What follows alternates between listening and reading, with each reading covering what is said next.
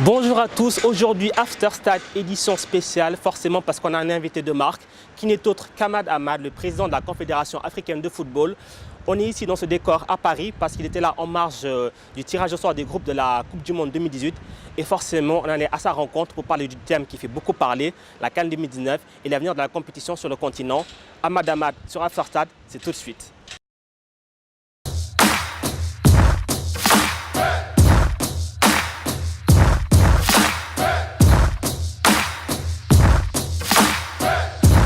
Bonjour Monsieur le Président Ahmad. Bonjour. Alors là, la CAF sort d'une dizaine de jours assez, on va dire, tumultueux. Il y a eu beaucoup d'annonces, d'intox, de rumeurs. Déjà, on aimerait savoir, après la grosse décision qui a été prise par le comité exécutif, on va revenir sur votre dernière visite au Cameroun, où vous aviez fait une annonce en indiquant que ce n'est pas le Cameroun, pardon, du moins ce n'est pas la CAF qui va décider ou non du retrait de la CAN, c'est le Cameroun qui doit décider s'il doit se retirer de l'organisation. Qu'est-ce qui s'est passé entre-temps pour qu'à Accra, finalement, c'est le comité exécutif qui décide de retirer la CAN? Nuance peut-être. Nuance, si j'avais dit que c'est le Cameroun qui décide par rapport aux travaux qu'il effectue. Donc les travaux qu'ils ont effectués ne répondaient pas actuellement, là où nous sommes, à une bonne organisation de la Coupe d'Afrique des Nations. Voilà le message qu'ils nous ont donné. Et à nous, ce n'est pas eux, ils n'ont pas le droit de retirer. De retrait, c'est nous après qui retirent la compétition. C'est tout simplement ça. Et c'est pas même un retrait, c'est un glissement. Précisons les choses. Parce que si c'est un retrait, vous pouvez vérifier un article dans les règlements de la CAN. Un retrait vaut quelques millions de dollars de sanctions, vaut une suspension de l'équipe nationale de ce pays. C'est pour ça qu'on a fait glisser par retirer la CAN. Et nous ne pouvons pas faire autrement que ça. C'est pour ça que c'est difficile de trouver cette décision. Comment faire une entorse au règlement, évidemment, mais sans pénaliser aussi le Cameroun qui a investi beaucoup dans la préparation de cette CAN. Au final, c'est ça, c'est un arrangement, c'est la plus sage des décisions pour la CAF? Moi, je pense que ce n'est pas pour la CAF, c'est pour tout le monde, c'est pour un continent comme l'Afrique aujourd'hui. Parce que si vous allez ailleurs, vous n'allez pas rencontrer ce genre de problème. Un pays, s'il se candidate pour l'organisation d'un grand événement, si l'institution lui attribue cette compétition, ça veut dire qu'il a au moins 40% ou 50% des installations déjà en place. Ce qui n'est pas le cas en Afrique, donc c'est pour cette raison, et ce qui n'est pas le cas aussi à cette époque-là. Moi, je peux vous dire que j'ai rencontré un chef d'État, je ne vais pas citer son nom, on a discuté. Il a discuté avec moi et quelques-uns de ses collaborateurs. Il a dit, j'envisage d'organiser la CAN. Mais il faut que je construise tout d'abord quelques installations. Après, on réfléchira sur notre candidature. Vous voyez, ça c'est une démarche que nous voulons faire à partir de maintenant.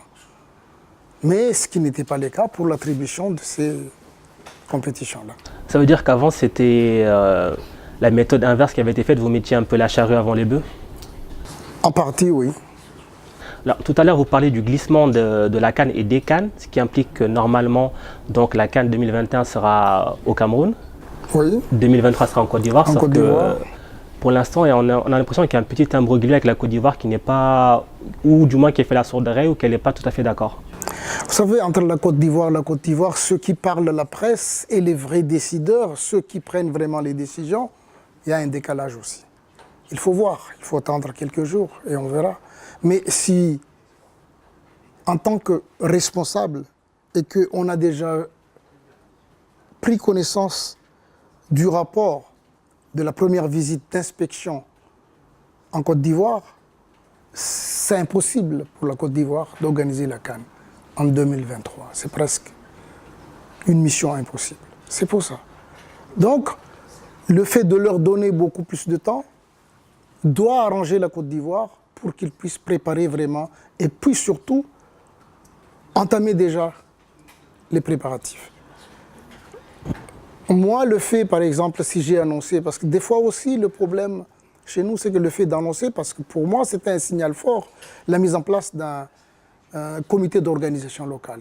Mais en fin de compte, autour, sur le plan concret, il n'y avait rien encore. Sauf qu'il y a à peine un mois où il y a un démarrage des travaux.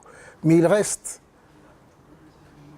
rénovation d'un stade à Abidjan, mais beaucoup plus la construction de 5 stades ailleurs, certains même où il y a de terrain vague, même il n'y a pas encore de pierre pour la fondation.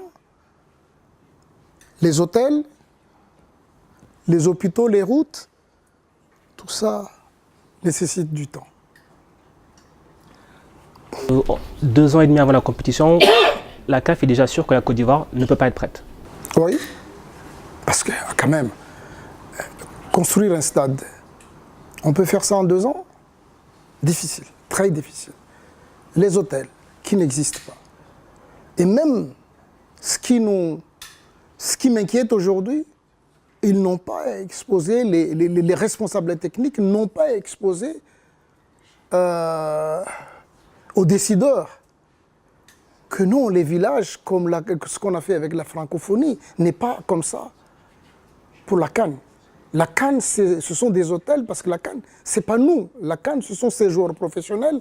On souhaiterait leur donner les mêmes conditions pour eux, peut-être un peu moins, mais le maximum de conditions qui leur permettent d'évoluer dans notre continent. Sinon, ils vont refuser de ne pas venir. Et quel CAN nous organiserons s'ils ne seront pas là? Tout ça tourne autour de ces joueurs-là. C'est eux le produit, c'est eux les acteurs de cette CAN. Nous, c'est l'organisation, c'est-à-dire la CAF, le pays organisateur, c'est l'organisation. Donc tout est recentré sur ça. Justement, vous parlez très bien du produit qu'est la CAN, c'est la plus grosse vitrine de la CAF. À l'heure actuelle, le passage à 24 équipes, est-ce que ce n'est pas trop lourd pour le continent africain pour l'instant? Est-ce que ça ne va pas entraîner des exclusions de certaines zones parce qu'on sait qu'il n'y a que quelques pays qui malheureusement peuvent accueillir autant de logistique, autant d'équipes? Moi, je pense que ce n'est pas une bonne décision parce que, comme vous dites, quelques pays. Et si c'est tous les pays, comment va réagir la CAF en recevant les candidatures? C'est aussi un moyen, sur ce côté-là, un moyen de limiter les candidats pour l'organisation de la CAN. Ou c'est un moyen aussi pour pousser les pays à s'organiser 2 ou 3 pour organiser une CAN, des pays limitrophes.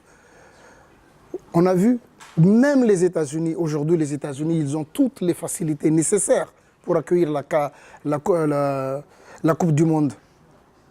Mais ils s'associent avec les autres, pour diverses raisons. Mais pourquoi nous, avec le moyen qui nous manque, refusent d'aller dans ce sens? Or, ça pourra peut-être aussi être des facteurs de développement social, le fait de se partager des responsabilités et de travailler ensemble. Ça améliore beaucoup de choses dans notre continent. Donc c'est ça. Ça veut dire qu'à l'avenir, peut-être la CAF va privilégier des co-organisations? Privilégier peut-être pas ça, mais donne l'opportunité au pays de s'organiser. Le Cameroun aujourd'hui, s'il a 1 an et demi, le Cameroun seul peut organiser la CAN avec les investissements qu'ils ont faits. Ils peuvent le faire. Mais peut-être d'autres, nous savons les impératifs de certains pays, peut-être ils veulent, mais pas aller avec tous les matchs, mais peut-être la moitié. Donc ils peuvent s'associer avec un pays limitrophe. Sur les 4 dernières éditions de la Coupe d'Afrique des Nations, les 4 ont connu des problèmes de pays organisateurs. Quelle est la solution que pourrait préconiser la CAF pour éviter chaque fois ces problèmes de report de pays hôtes, de délocalisation? Moi, je pense que la meilleure manière, c'est de revoir, c'est ce que nous sommes en train de faire aujourd'hui, revoir les règles d'attribution. À ce moment-là, nous n'aurons peut-être pas ce genre de problème. Moi-même, j'attire des fois j'attire l'attention des gens. Même lorsque je discute avec des journalistes, vous ne vous posez pas de questions parce que je me suis tombé, lorsque je suis devenu président, de me poser de questions. Chaque CAN qui se passait depuis 2010, j'ai vu que c'était toujours soit post-électoral ou pré-électoral. Qu'est-ce qui se passe?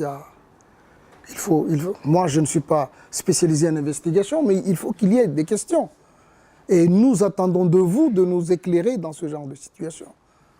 Donc tout ça, peut-être tenir compte aussi.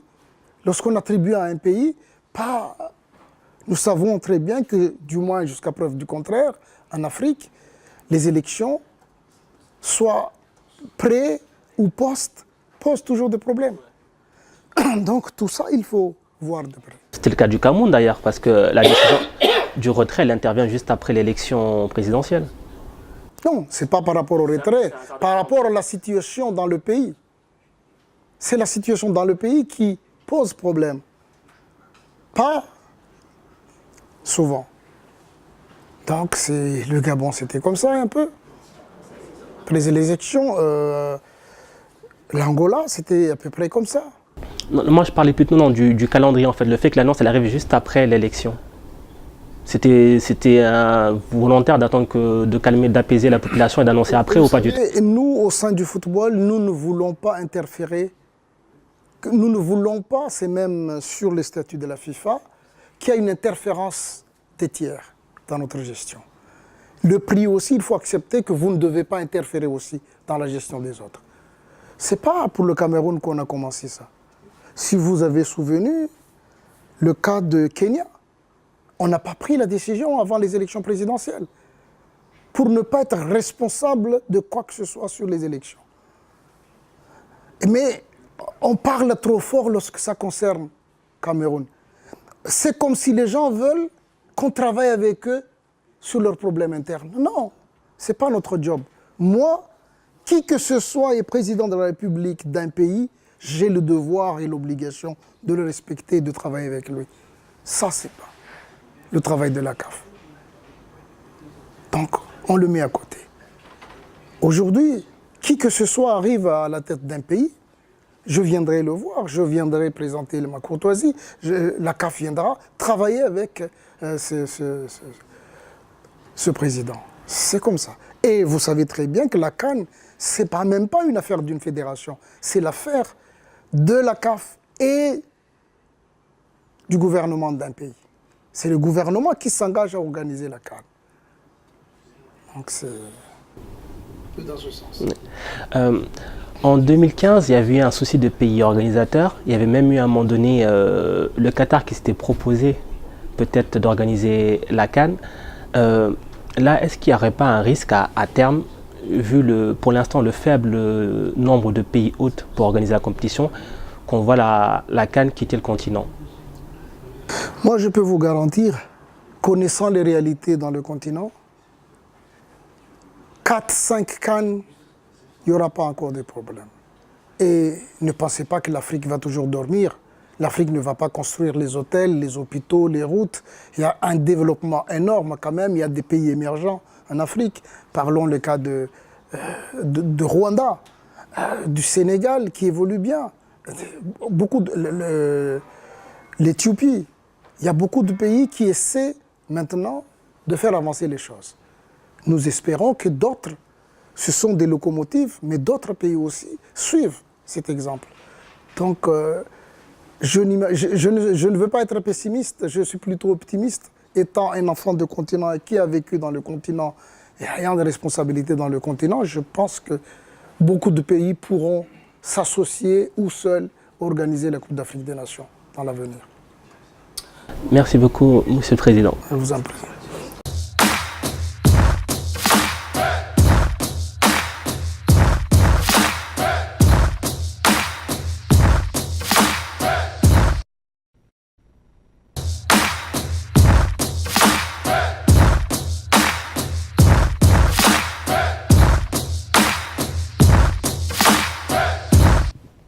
After Stade, la suite, deuxième partie, c'est maintenant en plateau avec mes deux invités du jour. Firas Kefi, bonjour Firas. Bonjour. Ravi de t'avoir à nouveau parmi nous. Merci. Et un revenant, Anthony Muyungi, ça faisait longtemps. Bonjour Anthony. Bonjour François. Ravi aussi de ton retour. Moi aussi ravi de retrouver ce plateau et de rencontrer. Ravi également. Alors messieurs, voilà, on a vu l'entretien avec le président Hamad. Donc forcément, on n'a pas pu évoquer tous les sujets parce qu'il y avait beaucoup de monde, il y avait beaucoup de choses à dire et le temps qui nous était imparti était assez limité. Mais quand même, on a retenu pas mal d'informations. On va revenir un petit peu dessus sur les principaux sujets, notamment ce qui concerne le Cameroun.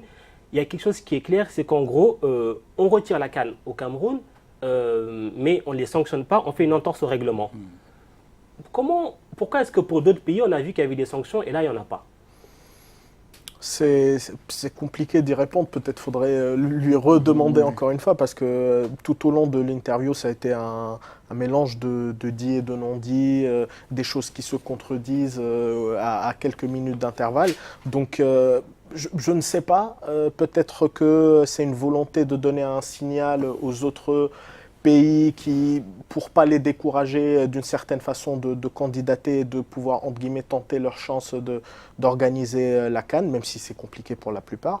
Mais pourquoi pas de sanctions et une entorse au règlement? C'est peut-être pour atténuer la pilule de la CAN qui a été retirée au Cameroun, le passage à 24, toutes ces problématiques-là. Pour moi, c'est du bricolage pour, entre guillemets, ne pas fâcher tout le monde. Je pense qu'il a tout à fait raison de dire qu'il y a un petit côté théâtral qu'on n'arrive pas à comprendre. D'un côté, on retire l'organisation à un pays, mais on ne respecte pas le règlement de l'organisation, l'organisme qu'on dirige plutôt. Normalement, le Cameroun aurait dû être puni comme des doubles sanctions avec sanctions sportives, sanctions économiques. Et la surprise est de savoir pourquoi on est si gentil avec le Cameroun alors qu'on a été plus dur avec le Maroc quand le Maroc a refusé d'organiser. Peut-être parce que les termes ne sont pas les mêmes. Le Maroc a refusé par peur d'Ebola. Et là, le Cameroun on lui a retiré l'organisation. Peut-être que c'est à ce niveau qu'on a l'impression qu'il y a deux poids, deux mesures. Et moi, ce qui a attiré mon attention dans cette interview, c'est le terme glissement. Oui. Donc, 2019 ne va pas au Cameroun, ira à un autre pays, lequel on ne sait pas, on le saura dans quelques jours, avant la fin de l'année. Et donc, automatiquement, les éditions suivantes vont décaler. Décaler. Et ces pays qui s'étaient préparés pour organiser 2021-2023, même si on parle du cas de la Côte d'Ivoire qui ne peut pas, à l'heure actuelle, organiser 2023. Mais au moins, les Ivoiriens, les Guinéens s'étaient préparés dans l'organisation. Ça aussi, c'est un autre problème. Si du côté camerounais, on veut, pour les cas camerounais, on veut ne pas toucher les gens, choquer les gens qui sont déjà déçus de ne pas organiser la Coupe d'Afrique des Nations. Comment ils vont faire pour ne pas toucher les susceptibilités en ce qui concerne les Guinéens et les Ivoiriens? Déjà, la réaction ivoirienne, même si c'est pas les dirigeants, mais on sent déjà que les Ivoiriens ont du mal à accepter le fait de... C'est pas les dirigeants, c'est pas les dirigeants comme les ministres des Sports, c'est pas n'importe qui. Et d'ailleurs, on voit très bien la réponse du président Hamad dans l'entretien qui dit que ce sont des bruits, ce n'est pas des décideurs, c'est quand même le ministre des Sports. Et le ministre des Sports, élu par le peuple aussi. Oui. Donc cette personne-là représente d'une certaine façon l'opinion publique en Côte d'Ivoire, mais d'une autre façon, la Côte d'Ivoire a le droit de ne pas accepter ce décalage de 2 ans pour toutes les éditions, de façon à ce que jusqu'en 2025, on connaît déjà tous les organisateurs, ce qui serait un frein au développement du foot en Afrique, puisque pendant quasiment 7 ans, les autres ne vont pas faire d'efforts. Voilà. Et il n'y aura aucun dépôt de candidature.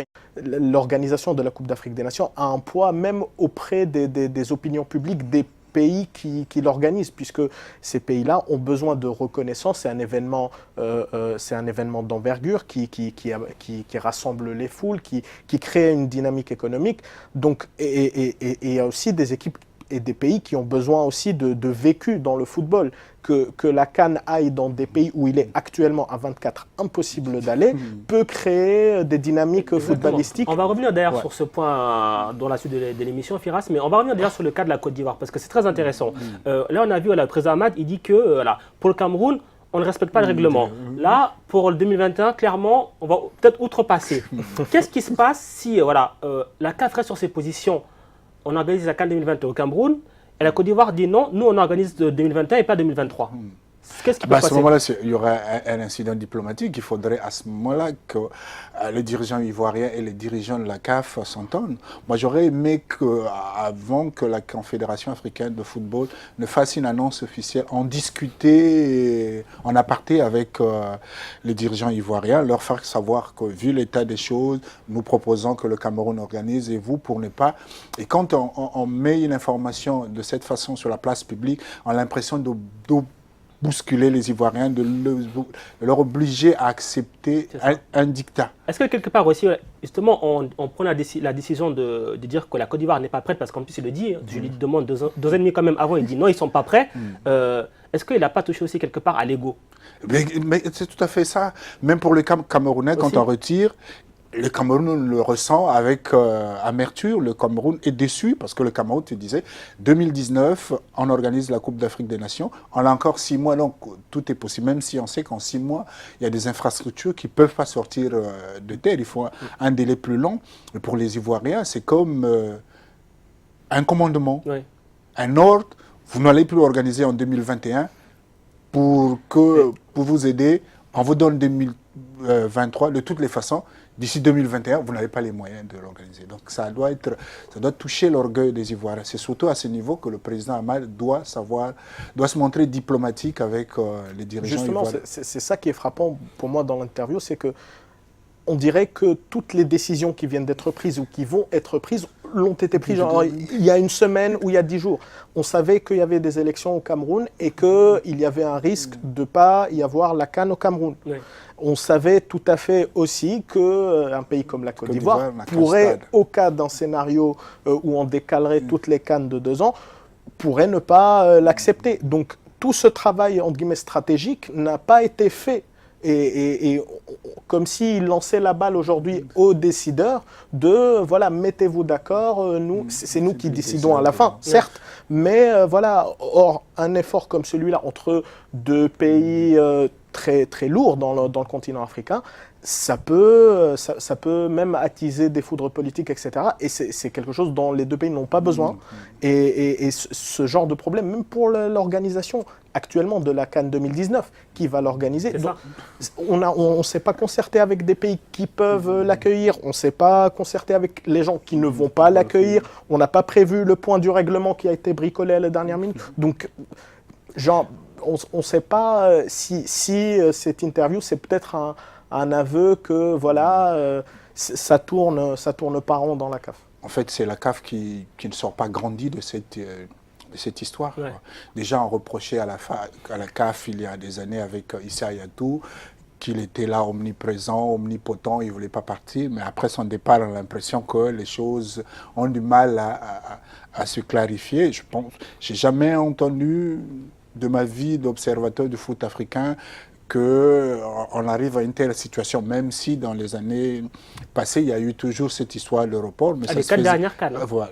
Mais là, ça devient récurrent. C'est comme si les pays s'engageaient de façon enthousiaste et à la limite se rendaient compte que, tiens, le cahier de charge est trop lourd. Et surtout qu'il est changé en cours de route, parce que c'est quand même ça la base. Le problème, c'est qu'à la base, la CAN, ce n'est pas à 24, c'est à 16. À 16, exactement.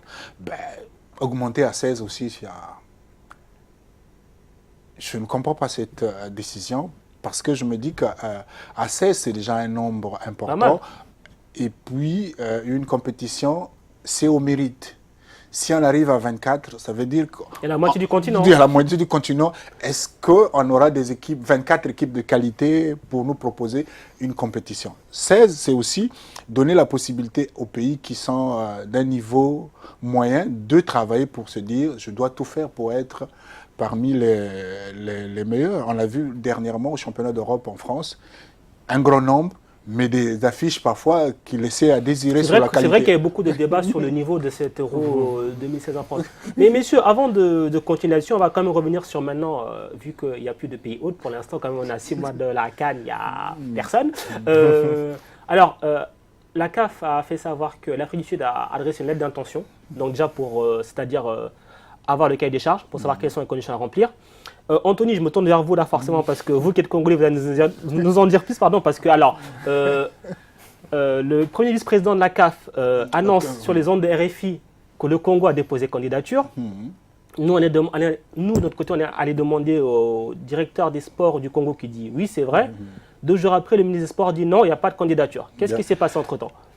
Ce qui s'est passé, c'est qu'on est tous surpris, Monceau, de ces 2 décisions. D'abord, Constant Omari qui informe officiellement, il commence par parler de l'intérêt et quelques heures après, la nouvelle est confirmée. Et comme vous, on a vérifié auprès des amis qui ont des entrées dans le ministère, à la Fédération de football, on dit qu'effectivement, l'information est officielle. Le Congo va être candidat à l'organisation de la Coupe d'Afrique des Nations. On dit, OK.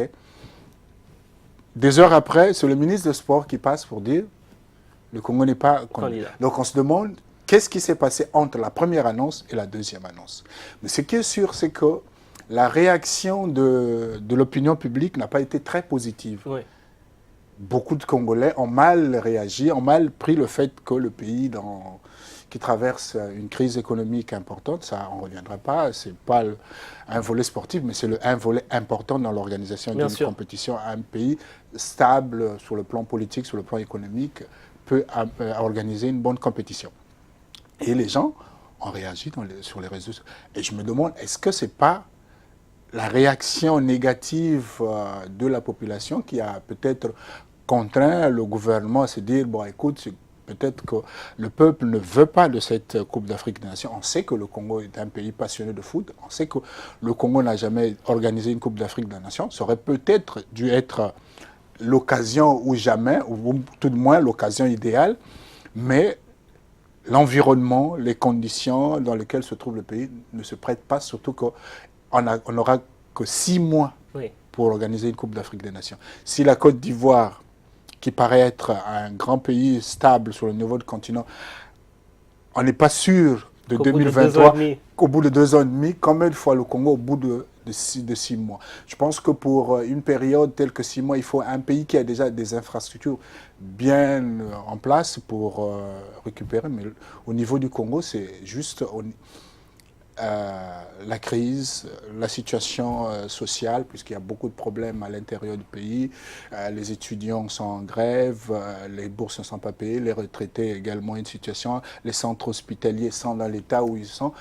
Il y a d'autres problèmes avant, il y a d'autres problèmes, avant de parler football. On aime bien le football, mais il y a d'autres problèmes plus importants pour le moment que l'organisation de la Coupe d'Afrique des Nations. Firas, on a l'impression qu'il y a un pays qui est favori désigné tout tracé, c'est le Maroc. Pourtant, le Maroc n'est pas encore candidat officiellement. Le Maroc n'est pas encore candidat, on verra pour les prochains jours, mais c'est l'occasion en or pour le Maroc qui s'est porté candidat à 2026 pour le mondial et qui peut-être compte se présenter à 2030. Ce serait une très très bonne publicité pour les installations déjà existantes. Le Maroc a organisé la CHAN aussi, il a organisé la Coupe du Monde des clubs également. Donc il n'a pas de choses à prouver, mais ce serait encore une confirmation du niveau du Maroc actuel.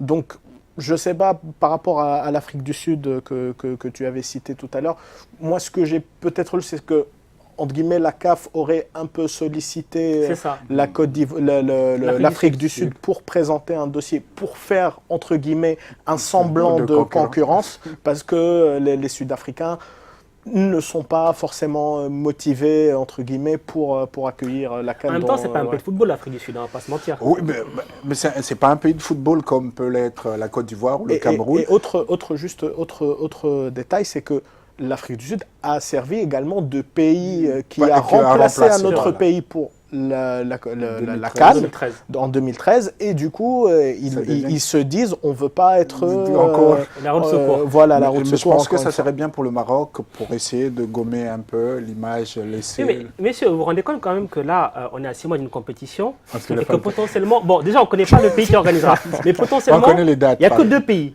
C'est-à-dire que, imaginons demain, l'Afrique du Sud dit elle ne veut pas organiser la CAN. Et le Maroc Le aussi. Maroc, finalement, peu importe la raison, finalement, on ne va pas organiser. On fait quoi? On reporte. On délocalise ou on reporte? On reporte. Moi, je suis contre une délocalisation. Vous imaginez les enjeux Genre financiers quand même? finale retour Copa Libertadores. Ah, on va se retrouver au Qatar. Hein. Non. Je suis pas partant pour cette. Il faudra à un certain moment que les dirigeants du sport africain et les dirigeants des pays africains se regardent en face et se disent que quand on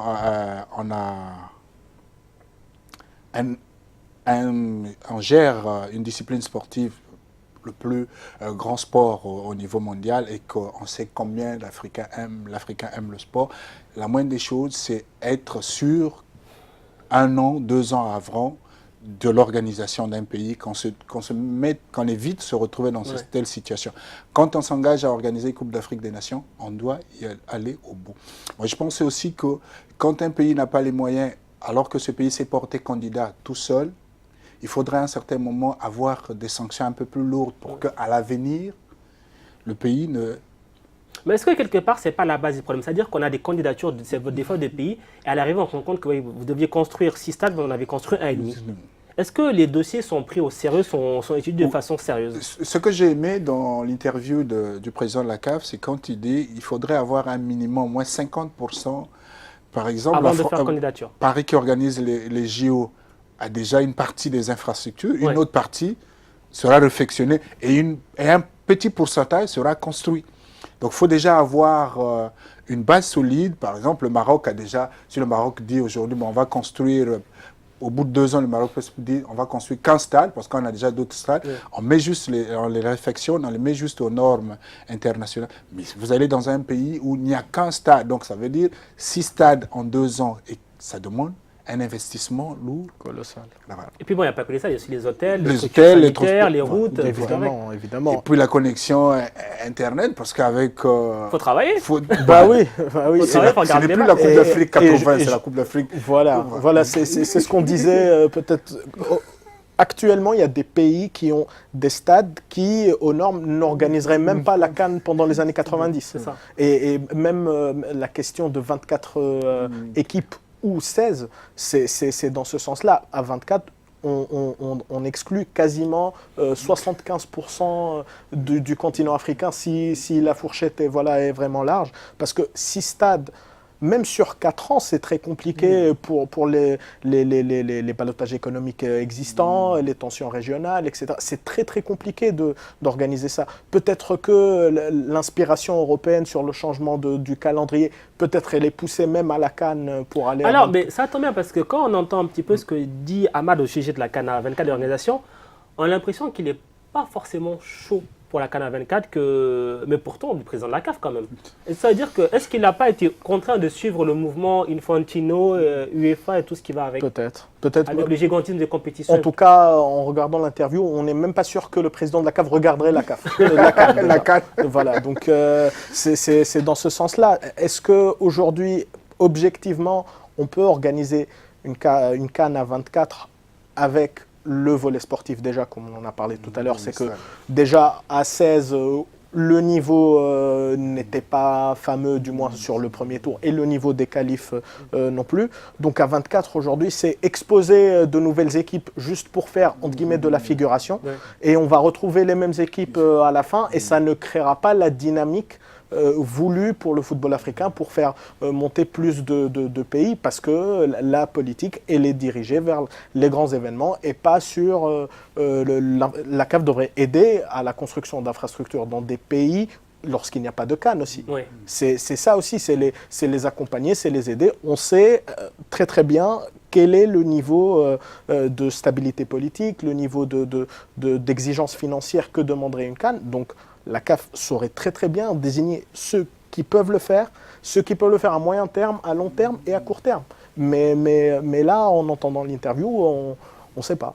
On sait Du coup, pas. ça va être quoi la solution? Ça va être peut-être des co-organisations à l'avenir parce que Oui, de co-organisation. ça a l'air d'être trop lourd, 24 voilà, tout seul. les deux Congos, le Bénin ou la Côte d'Ivoire, Bénin, Togo. Togo, des pays qui sont très proches frontalièrement pourraient organiser la Coupe d'Afrique des Nations. On va avoir un championnat d'Europe sur Sur plusieurs différents pays, pays. c'est vrai. On peut aussi réfléchir sur une démarche Le comme Sénégal ça. aussi peut Voilà. organiser aussi. Voilà.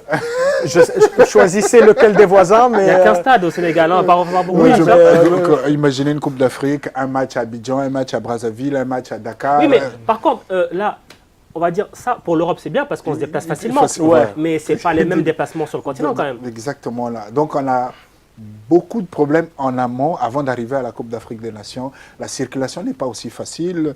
Quand je veux aller à Bruxelles, je prends la voiture. Il y a beaucoup de moyens pour arriver à C'est ça. Bruxelles.